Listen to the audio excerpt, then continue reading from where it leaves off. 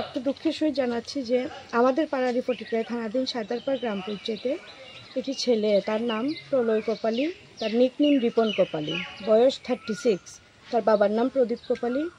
সে আজকে সকালে হঠাৎ সুইসাইড করেছে। ঠিক কখন করেছে জানি না, মানে সকালবেলা আমরা দেখতে পেয়েছি।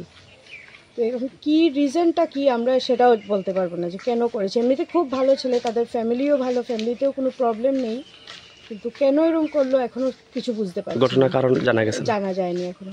এখন পুলিশ এসছে, দেখা যাক আচ্ছা কি হয়, কথাবার্তা হোক, কি হয় পরে বোঝা যাবে। আচ্ছা, যে মারা গেছে তার বয়স কত হবে মোটামুটি? 36। আচ্ছা, খুব ভালো ছেলে। সে এমনি কি করতো? খুব বিশেষ কিছু করতো না, ছোটখাটো কিছু করতো। আচ্ছা, সঠিক মানে এলাকাবাসী হিসাবে কি বলবেন? খুব ভালো, হঠাৎ করে যে খুবই ভালো ছেলে, কেন এরকম করছে সেটাই তো বুঝতে পারছি না। তারা পরিবারে কারা কারা আছেন? তার মা, বাবা, ভাই আছে, আরো 3 ভাই আছে, বাইরেও থাকে ওরা, বেঙ্গালুর থাকে, তারপর মেঘালয় থাকে ভাইরা, সবারই ইনকাম ছিল। তারপর কেন এরকম করছে আমরা যেটুকু জানতে পারছি সেও নাকি বিগত কয়েক বছর আগে বেঙ্গালুরে থাকতো, কাজের সন্ধানে থাকতো সেখানে।